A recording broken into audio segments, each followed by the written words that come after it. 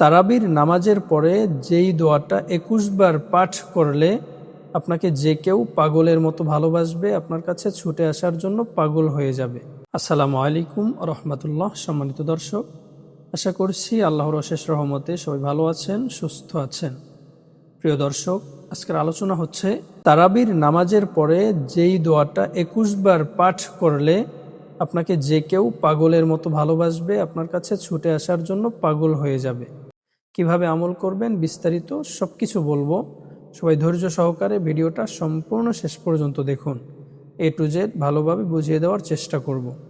যারা এই চ্যানেলে নতুন, সবাই চ্যানেলটা সাবস্ক্রাইব করে পাশে থাকা বেল বাটনটি অল করে দিন, যেন নতুন নতুন ভিডিও আপনি সবার আগে পেতে পারেন। প্রিয় দর্শক, আপনি যদি কাউকে ভালোবেসে থাকেন অথবা কাউকে যদি বিয়ে করতে চান, তাহলে এই আমলটা আপনার জন্য খুবই কার্যকারী হবে ইনশাআল্লাহ।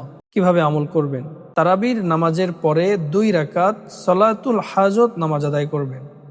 2 রাকাত সলাতুল হাজত নামাজ আদায় করার পরে, নামাজ শেষ করার পরে, সালাম ফিরানোর পরে প্রথমেই 3 বার ইস্তেগফার পাঠ করবেন।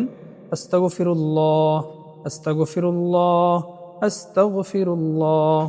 3 বার ইস্তেগফার পাঠ করার পরে 3 বার দুরূদ ইব্রাহিম পাঠ করবেন, যে দুরূদ শরীফটা আমরা নামাজের মধ্যে সবসময় পড়ে থাকি। এভাবে আল্লাহুম্মা সাল্লি আলা মুহাম্মাদিন ওয়া আলা আলি মুহাম্মাদ কামা সাল্লাইতা আলা ইব্রাহিম ওয়া আলা আলি ইব্রাহিম ইন্নাকা হামিদুম মাজিদ।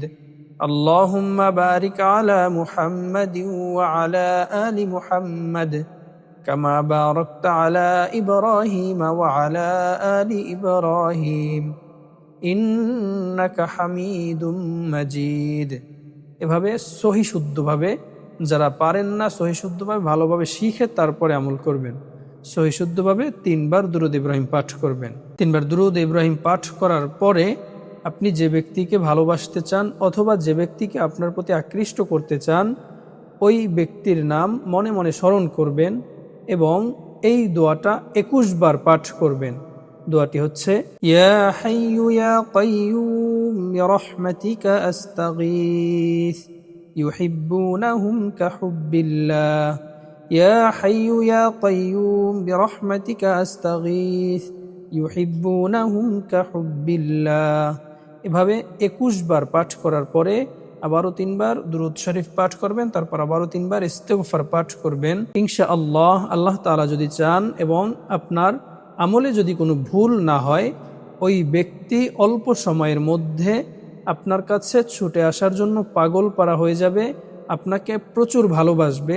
সে যেই হোক না কেন এবং যেথায় থাকুক না কেন, আপনার জন্য পাগল হয়ে যাবে, আপনার বশ হয়ে যাবে।